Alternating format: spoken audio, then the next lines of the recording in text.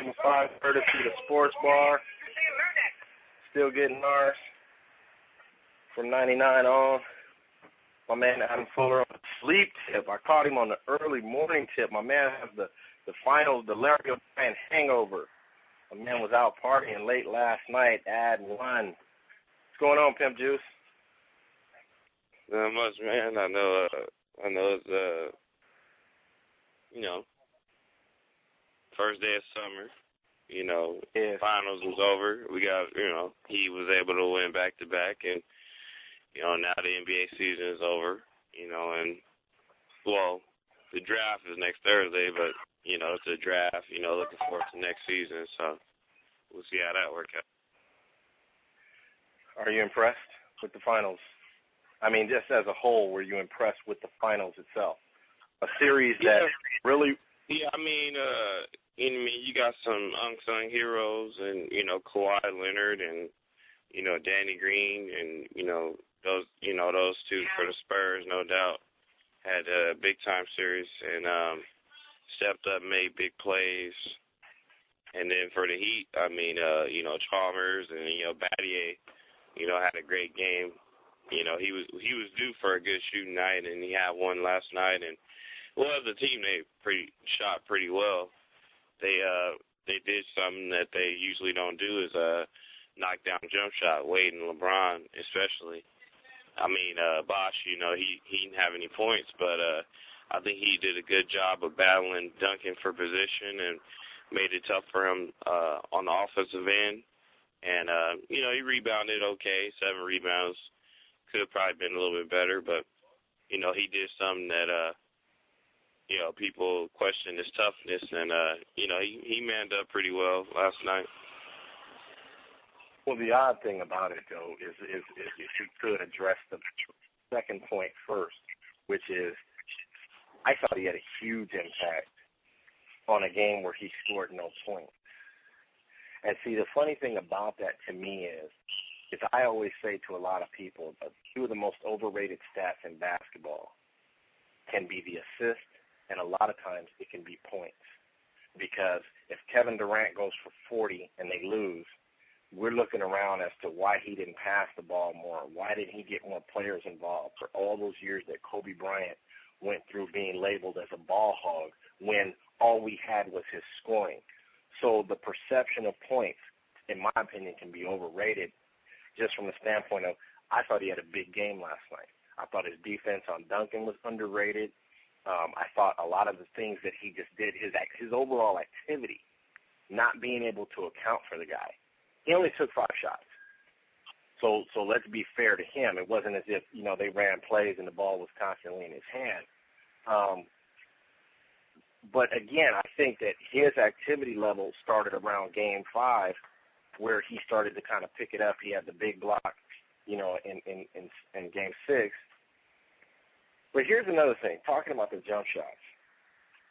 Like I was just telling you, those were like Bryant-esque type jump shots he was hitting, not contested, not hands in his face, like Kobe makes impossible shots. But they were great shots from him, which is, again, why I go back to Game 6, and I keep talking about everybody laying off of. And, again, yes, I'm going to come out and defend LeBron because I think this is really unfair. It wasn't in SportsCenter's top 10. Nobody really talked about it. Everybody came out, Max Kellerman and all these people came out with this kind of, Ray Allen saved LeBron and he saved LeBron. But the crazy thing is they still continue to refuse to give credit to what actually was the biggest shot of the game, in my opinion, which was the 3 that LeBron hit. 3 reasons. Number 1, that's not his shot. We saw it fall last night, but if you want to, they were daring him to shoot, like coming off of, don't even put a hand in his face. Don't even walk up to him. Just let him shoot. So that's not his shot. They have no confidence in that shot. That's not his shot. That's number 1. Number 2, if he misses that shot, they're still down 5 with 20 seconds left. There's no chance to catch them in that game. It's over. It's over. And third, and probably most important, what nobody even tripped off of, was the fact that he had the confidence to come right back with that shot. Because he missed the first one. And then he came right back and hit that three. That was a huge shot. Because, again, not to take anything away from Ray Allen, but that's Ray Allen's shot. That corner three. He's going to the Hall of Fame on that shot. You've made that shot a million. You can make that shot from the bus. That's nothing. I mean, you know what I'm saying? I mean, it was a pressure-packed shot, sure, and it was a shot to tie the game. But, number one, we've already seen Ray do that before. And, number two, that's your shot. That's like saying Bruce Bowen hit a corner three. Really? That's a shot. I mean, that's what you do. Robert Horry with the three, that's their shot. So it's kind of like saying, you know, everybody saved and bailed LeBron out and they saved his legacy. That's bull. He saved his legacy. 32 and 10 in a triple-double in the Game 6, and 37 and 12 in a closeout Game 7. And the crazy part to me is I'm hearing from just clowns in the atmosphere, just clowns out there. Oh, he took the easy way out, and he took and it's just like, how? The easy way out is me going to a team that just won a championship. The easy way out is me going to a team that was a legitimate championship contender. Miami wasn't even a contender to come out of the East when he went there. They weren't even beating Orlando coming out the East. So for me to say, all he did, personally, in my opinion, it had nothing. Yeah, all he did was change scenery. That's all he did. Mike never won it without Scotty. Kobe never won it without Powell or Derek Fisher or Shaquille O'Neal. You know what I'm saying? So to sort of deny this guy his legacy because he left a city that did nothing for him, to me it's unfair to the sport of basketball. Not just to the man. It's unfair to the sport of basketball because what you're saying is you want players stuck in a mediocre situation where they will never win. Because look, to me, up next, who's the next, you know, to me, to really fall under public scrutiny? Hate to say it because I like the guy, and some may not believe me, but Derrick Rose. I think Derrick Rose is going to be squarely on the chopping block next year, and deservedly so. Your team goes that deep in the postseason without you. You got people like Shaq and other analysts saying you should have played at the All-Star break. So, again, whether you win it in Chicago or you win it in Minnesota, I don't care. I don't care about a change of scenery, but when you go to a team and you absolutely dominate and you take it over and it is hands down your team, I mean, dude, ridiculous. Two consecutive – come on. I think Carmelo could be put into that category with Rose, too, because, you know, he came in, you know, same time as LeBron, and, you know, they both, I mean, LeBron was probably more hyped, no doubt, but, you know, they both been in the league, you know, a decent amount of time, and then, you know, especially with Melo being in New York, you know, there's always a lot of criticism for their top guys, you know, coming through. So I think, but the odd thing, I agree, absolutely, beautiful example.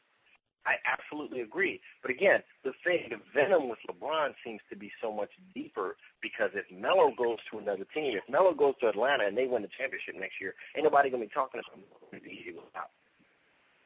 Especially if ain't nobody going to be talking about Melo took the easy way out. People are going to say about Melo, they're going to say he came in, he won, he yada, yada, yada. I can't even get it other than you hating, you know, with the little schoolgirl crush, you know, where you got to hate on somebody. Other than that, I can't even understand. How do you take a guy who's won consecutive regular season MVPs and consecutive finals MVPs and the championships, obviously? How do you even – at what point is he not running that team?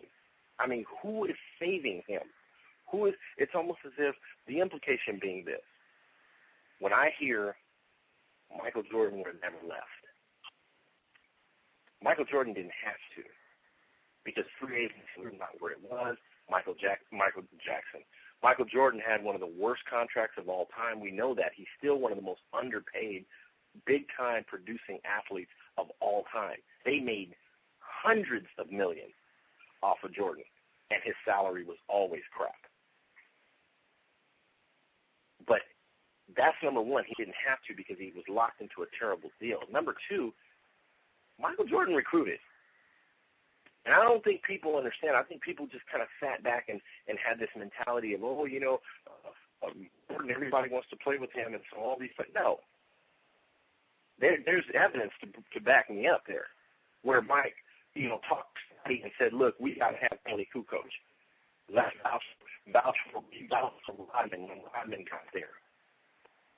I had a lot of players back when they came to the Chicago Bulls. Because let's face it, the Bulls didn't draft everybody they had.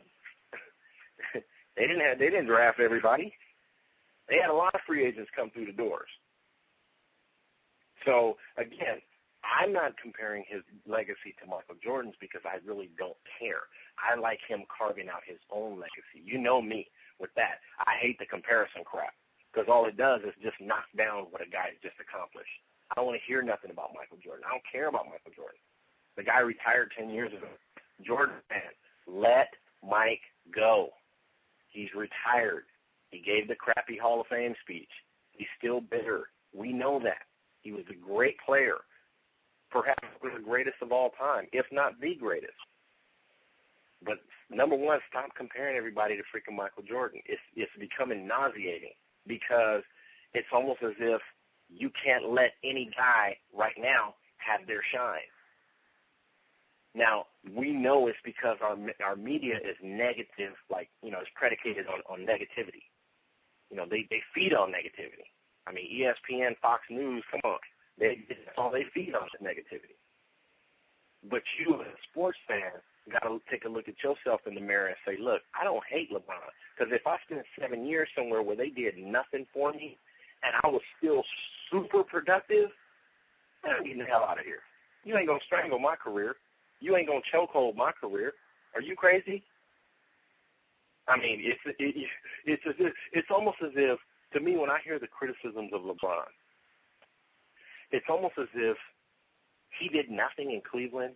They gave him everything, and so he just bolted from the city to a better situation, had less responsibility, less pressure, and got these 2 rings on somebody else's back. When you hear the Skip Baylesses of the world and you hear like that talk, it's always as if, Cleveland gave him everything. And he was a semi-good ball player, and then he just, he had so much promise, and he just left and went to – are you kidding? The guy already had a trip to the finals under his belt. The guy already had 2 MVPs under his belt, 2 60-win seasons. The guy already turned sorry-ass Mike Brown into a coach of the year, Mo Williams into an all-star. Come on, man. That guy had every right to leave. And I think it's the bitterness of him leaving that is still causing people to say, he had to go join somebody else. No, he didn't. He didn't have to go join anybody. He went to a different team. He was a free agent. He didn't get traded. You feel what I'm saying? He didn't ask for a trade. He served his time. 7 years is a long time, homie. 7 years is a long time for you to work anywhere. You could be working at McDonald's. If you ain't getting no help after 7 years, it's time to go. Bottom line, it's time to go. And so I applaud the guy. I take my hat off to him because I'm damn happy for him. I really am. I'm a Laker fan, so personally I didn't want the Spurs to win anyway. You know that. Yeah. You know that. I mean, there's a lot of Laker fans rooting for the Spurs, just because, West Coast, or because of the whole, Miami deal. But the way I see it is, the Spurs have been more of a thorn on our side than the Heat. The Heat is just hyped up because of media and things like that. There's no real rivalry between us and the Heat. I think the media is trying to hype that up more and things like that. But great point. No, great point. But no, the Lakers and Spurs. Great point, Adam. Because most people don't understand. They stopped our 4-piece. Remember, we was hungry in 2003. We was ready to go right back. They knocked us out. Yeah, they would have beat the Nets again if they in 03. Absolutely. If they got past the Spurs, they would have beat the Nets in 03. Absolutely. So I mean, they have always. I mean, think about it. In the 2000s alone, basically only aside from the Lakers and the Spurs, only two teams won a championship. That was Detroit and Miami. Until later on it was Dallas. Later on, but like the first few years of the 2000s, it was like from '99 to like 05. Only the Lakers and the Spurs won championships. You know what I mean? So I mean, I'm not against them, but I was naturally biased. But that's a great point. That is more of a rivalry. But again, I just and I'm not asking for people to throw a party for LeBron because you all of a sudden like him. I don't care how you feel about him personally. I don't care if you think that, the way he did the decision was wrong and all this other stuff, because he raised a lot of money for the Boys and Girls Club. It came off looking selfish. He'll admit that. He'll fess to that. But you know what? The commissioner said it, and believe me, the commissioner can't say nothing to me that would make me feel better about anything. But the commissioner even said it. He said ESPN was just as much at fault as he was because they played it up too. So the media was kind of implicated and implicit in the whole decision thing. They made a big deal out of it. So my thing is, I'm not asking you to change the way you feel about this. I'm just saying, asking it, because we are witnessing some greatness right now. We are witnessing the next, I feel, great champion. And you can try to demean it, you can try to diminish it all you want to, because after Michael Jordan, let's face it, next great champion was Kobe Bryant. I mean, it wasn't an accident, the TNT or whatever network that was gave him the Player of the Decade award. I mean, the guy's won 5 championships. Give him credit. And I think the torch is being passed to the next great champion we're seeing, because I don't think KD is ready. I've said it before. I'll say it again. I do not think Kevin Durant is ready. I don't think he has the leadership. I don't think he has the temperament. We've never seen him really handle any pressure because he plays in a small market. He plays on a great team in a small market. So there's no real pressure there. I think no doubt, there's a lot of pressure on the OKC to bounce back this season coming up because, you went to the finals. Okay, then the Westbrook injury happened. Okay, you didn't make it back to the finals. Okay, that shows how valuable Westbrook is. Hopefully Westbrook is healthy most of the second half of the season. Okay, can you get back to the finals after, this major injury? I think that's, a big deal. Well, no, but that's fair, and that's fair. But I think where you and I separate on that is the media likes Kevin Durant. Right. See, Kevin Durant they like him. So when they like you, I would argue right now there's more pressure on Carmelo Anthony, who's never been out of the first round. There's still more pressure on Carmelo Anthony to win a championship than there is Kevin Durant. And most people would agree that Kevin Durant's a better player. But it's when we add that element of we don't like you, the pressure just increases like tenfold. We set all these unrealistic expectations on you. All of a sudden you got to win a championship every year. All this other crap because we don't like you. So I think we would disagree there. I think that there is going to be some pressure on Kevin Durant, but let's face it, the quote unquote, I hate to say it this way, but you feel what I'm saying when I say it. The GOAT of this team still is kind of Russell Westbrook if they don't win. I mean, even this year, we saw his value. I like Russell's game. I don't care for his antics and stuff, but he still, the value of him was not appreciated even after he went down. It was still as if, Kevin Durant's just going to forge ahead and carry this team. We like him. And so that's why I would disagree and say I don't think the pressure to win a finals game is on him next year. Some players just get that pass. Some players just get that, we like him, so we really don't care that there's not a lot around him. And, again, that's why I bring up Derrick Rose, because I think Derrick Rose, he should have all the pressure in the world coming on him next year. You've already won an MVP. You've already been deep in the playoffs. You're the second or third best team on paper in the East. Your team damn near went to to the Eastern, Conference Finals this year, on smoke and mirrors, spit and bubble gum, and you sat out all year.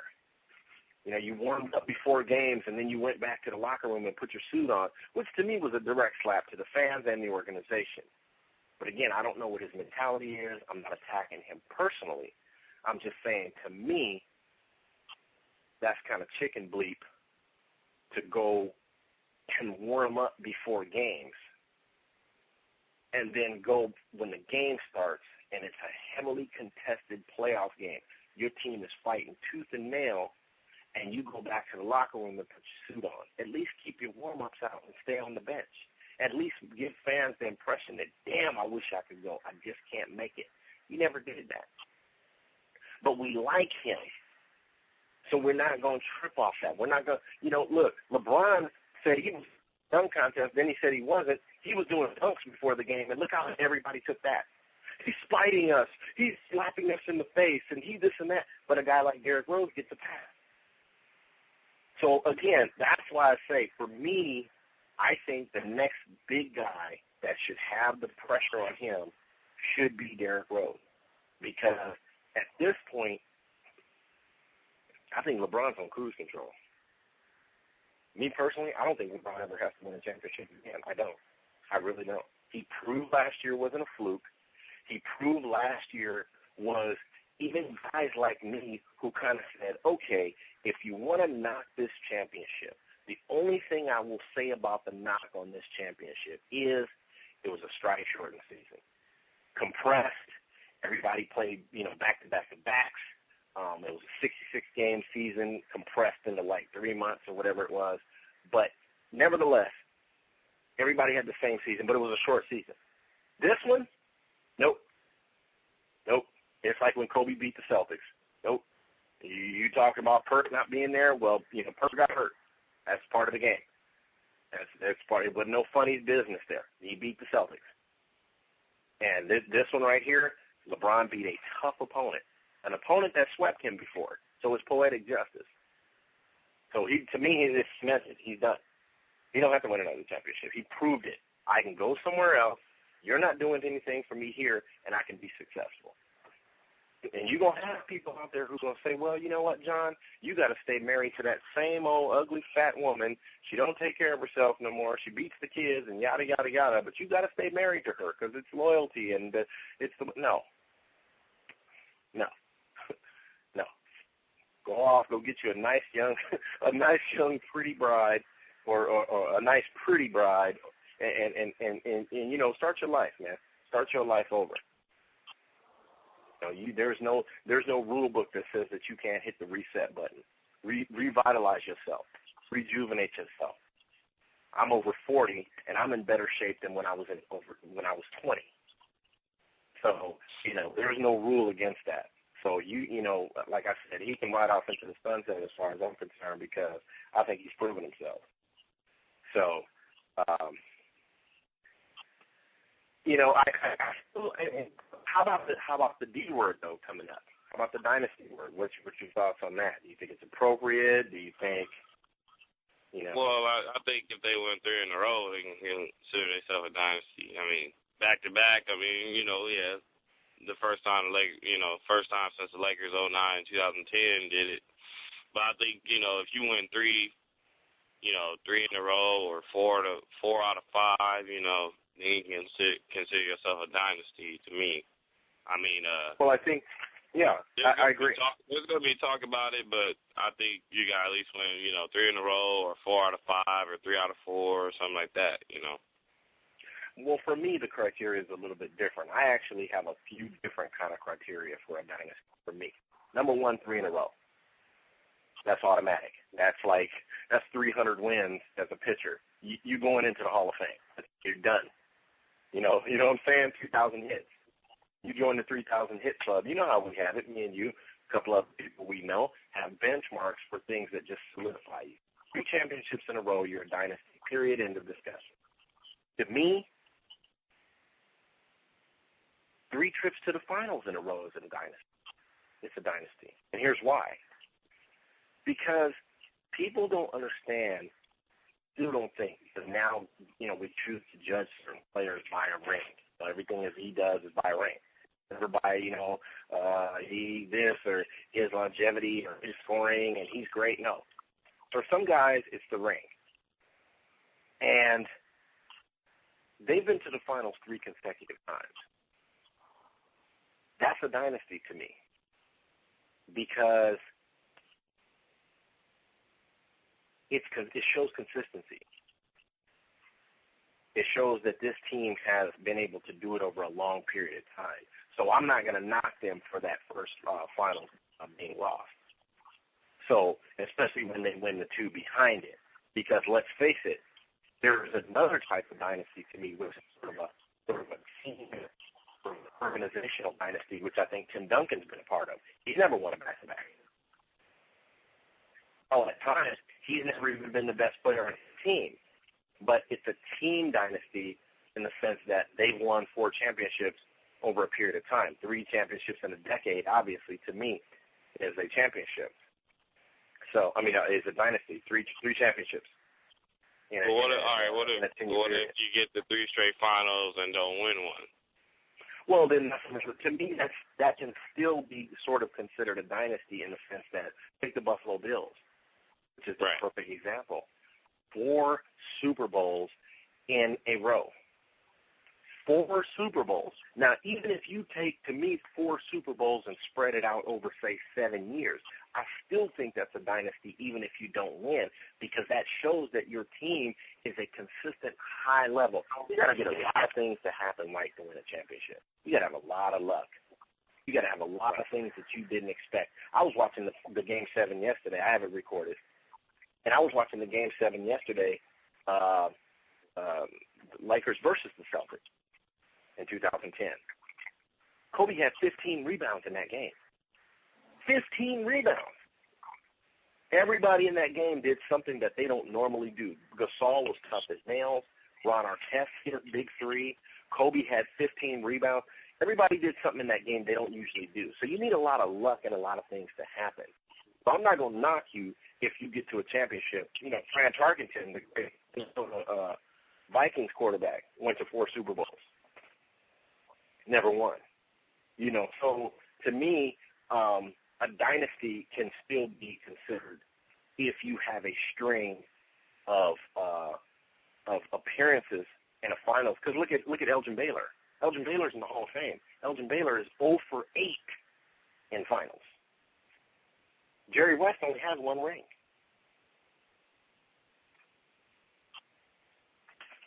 Jerry West has 1 ring. Most people don't know that. And he's considered Mr. Clutch. Mr. Clutch. He's the NBA logo. He has 1 ring. Wilt Chamberlain, considered by many the greatest center of all time. He's on everybody's top 10 players of all time list. The guy has 2 rings. 2 rings. So, championships are hard to win, but I don't think that, I don't think that Miami, it was like I was laughing with you yesterday saying, imagine if they had a real other chess piece aside from a hobbling, Dwayne Wade and a Chris Bosh suspect sometime. Imagine if they had a Joakim Noah. Stephen A. Smith brought that up today. And I was like, damn, I never even thought about that. But Joakim Noah, come on, man, that's an instant championship. LeBron James, a healthy Wade, and a Joakim Noah, it's a wrap. Because that guy has it. To me, that's who I think is the best player on the Bulls. No disrespect to Derrick Rose. That's who I think. Grit, determination, heart. If the bone ain't sticking out, he's going to go out there and play. And, he's got it. So I think this is a dynasty. I do. Because I think that there was so much pressure on them to win, and they did accomplish it. And there's something to be said for that factor. There's something to be said for the people who, LeBron ain't got no heart and all this and that, the naysayers. You guys are all shut up. He shut all that business down. So now what you going to say? What can you say? He still had to go join somebody else, and he still – right. He had to go to a team that he had to take over. He had to go to a team that he had to become the best player. He had to go to a team where the pressure just increased fivefold on him. New city, new surroundings. And, oh, by the way, the only thing he does is go to 3 straight finals? Give me a break, man. Give me a break. I don't have to hear nothing else about LeBron and how much you hate him. Just recognize, respect greatness, and keep it moving.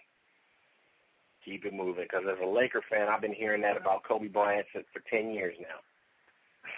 I mean, when Shaq left, it was Kobe ain't going to never win another championship. He's a pariah. He's this, he's that, he's a snitch, he blah, blah, blah.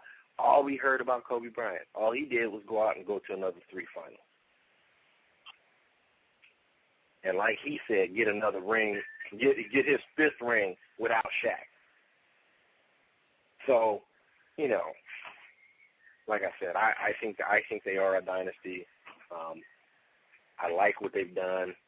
I don't really care for the big 3. You know how I am with that.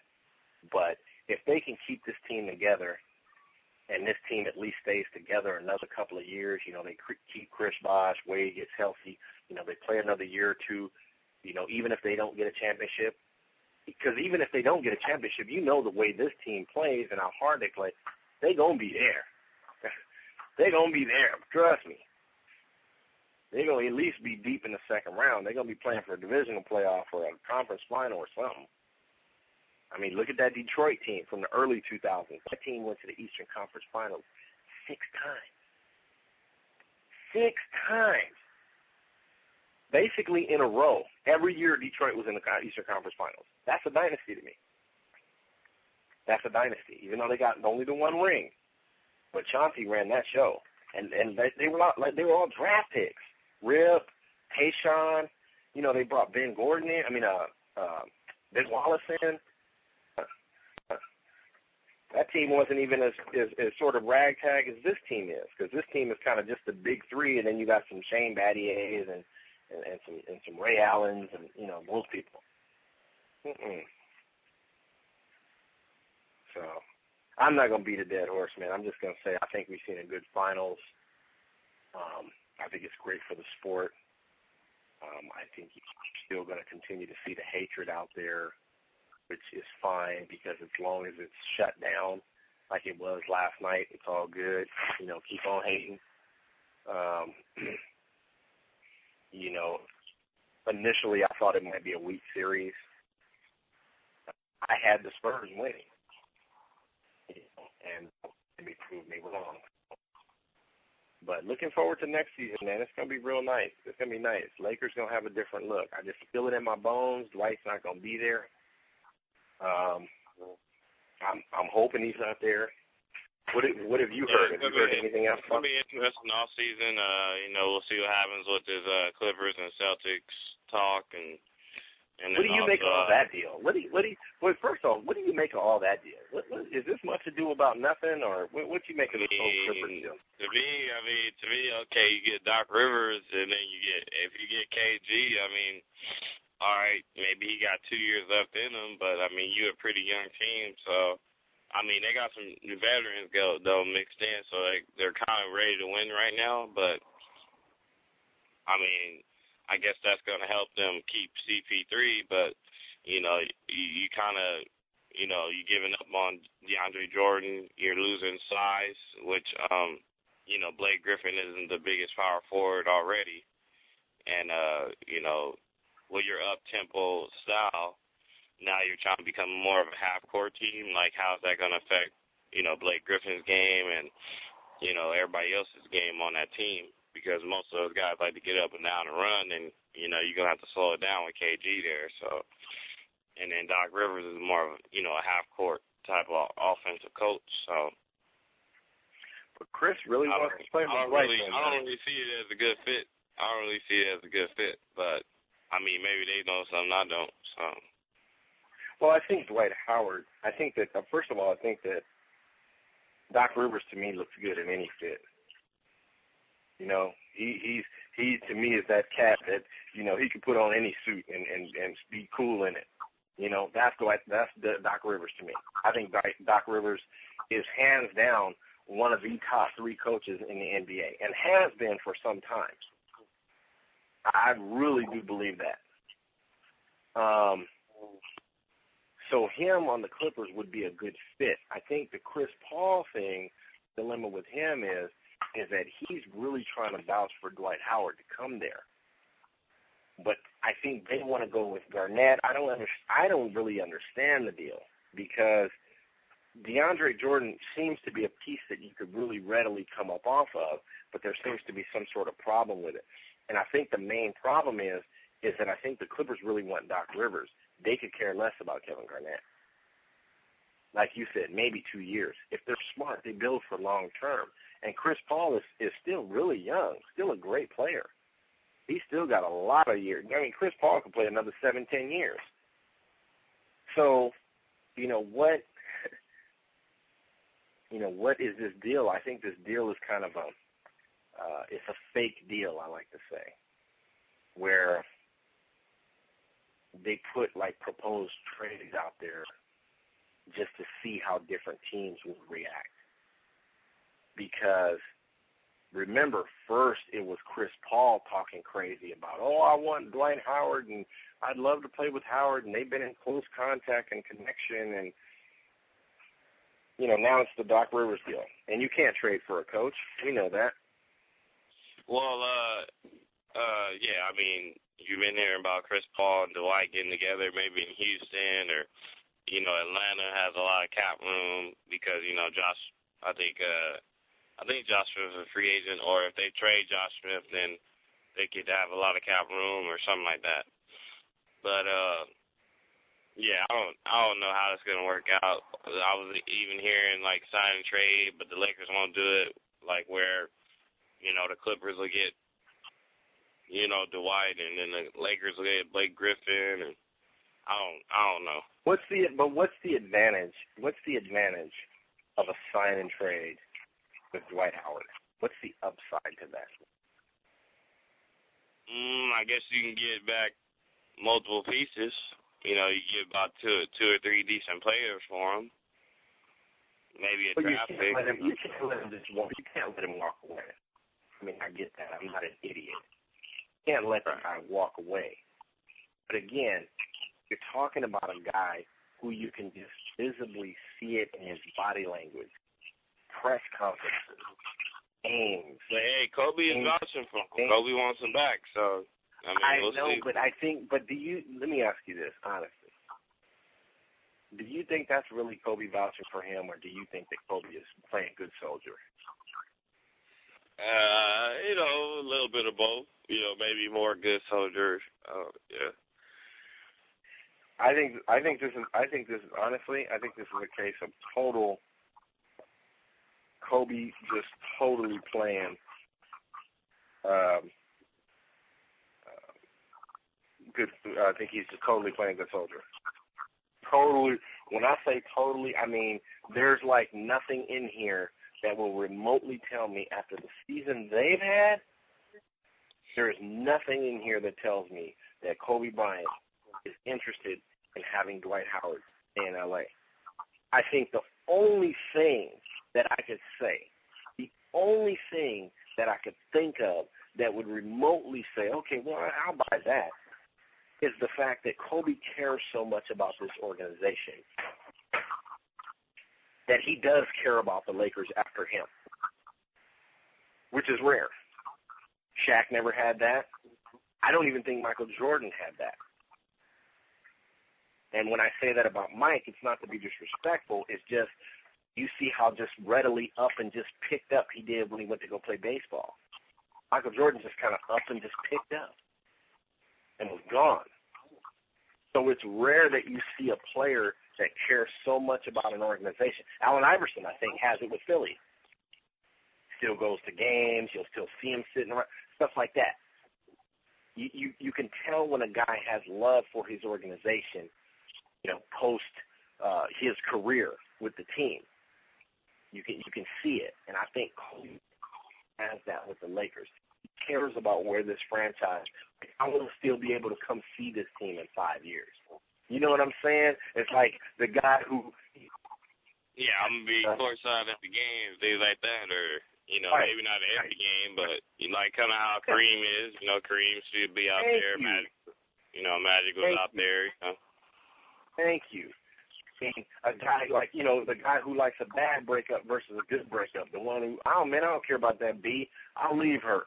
And then you have the one guy who, hey, I want to be cordial if I see you at, Target or somewhere shopping. Hey, how you doing? You know what I'm saying? Kobe is a bridge burner.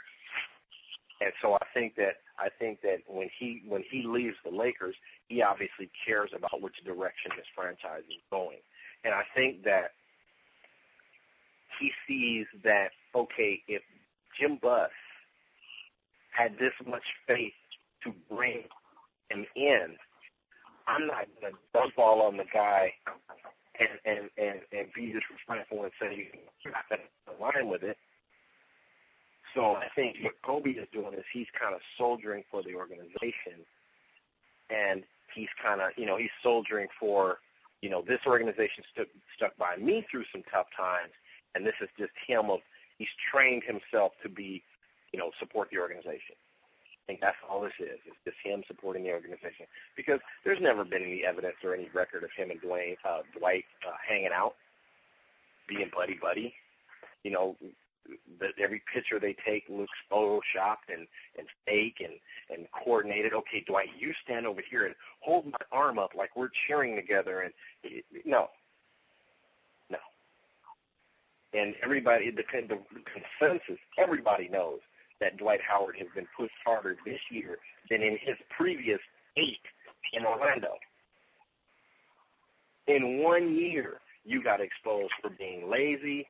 You got exposed for being lollygagging. You got exposed for your game, which was suspect to a lot of people. You couldn't hit free throws, stuff like that. You were exposed in 1 year, and I don't think he likes it. I don't think he likes being exposed. I think Houston's a perfect fit for him. I've always said that. Small market, no pressure. They got a winning team so far. The guys that are going to make noise. James Harden is a beast. Let's call it what it is. Harden is a beast. And, him and Chris, it's ridiculous in Houston. Yeah. That's a contender right there. Him and Dwight could work out. They could just maybe deal with Jeremy Lin and, see how that works out. But, I think they need to upgrade at point guard. But take some of the ball handling pressure off of Harden, who can play. He can play on the ball and off the ball, things like that. So, having that big man, helps, no doubt. Yes, sir. But crazy, man. The NBA season is over. Now it's going to be all baseball updates from here. Warm weather. We got Wimbledon. We got Wimbledon coming up next week, so maybe cover that a little bit. Maybe. Anyways, drinks with the little umbrellas in them. We ain't gonna stop doing our thing, but this Confederations Cup has been pretty good. I know you're not a big soccer fan, but it's been good. He plays Brazil tomorrow, so, stuff like that. But, we'll see what happens with the Aaron Hernandez situation. With the who situation? Aaron Hernandez, the whole security situation and something like that. I hope that dude isn't implicated, man. I'm gonna just say it like that. I hope he's not implicated because it just seems like it's too close. Like how is he related? The guy was dating his girlfriend's aunt or something like that. It's just, you're kind of too close to the situation. There's a little bit too much smoke. I hope there's no fire, but there's a little bit too much smoke where it's kind of like, do you have anything to do with it? He hasn't spoken yet. It seems kind of funny to me. It just seems kind of funny. So, how was the dude killed? Shot him? How was the dude killed, Adam? I don't even know. I haven't even really read the backstory to it. Okay. That's what I'm saying. It's all been kind of hush-hush. But, obviously it led SportsCenter this morning, so a warrant's been issued for his arrest, so it must be something important. But, again, it may just be a lot of smoke, right? But a lot of smoke. So, but anyway, I hope you can get by. We'll get out of here. Next week we'll have some more baseball updates, talk a little bit more NBA. We'll get ready for the draft. Football is underway, believe it or not, so we may have some updates there. Obviously hockey is still going. I know nobody's watching, but Chicago Blackhawks are still in it. And 2-2, potentially can go 70. Yeah, this one could go 7 as well. So, there's still some things, still some kernels out there. We don't have our usual bowl of popcorn, but we got some kernels out there. But anywho, we're going to get out of here, man. I'm going to let you go back to sleep. I know it's a nice summer day for you. And I'm going to get back to work as well. Yeah. So I'm going to get back to work as well. So I'll talk to you next week. Can anybody beat the Heat?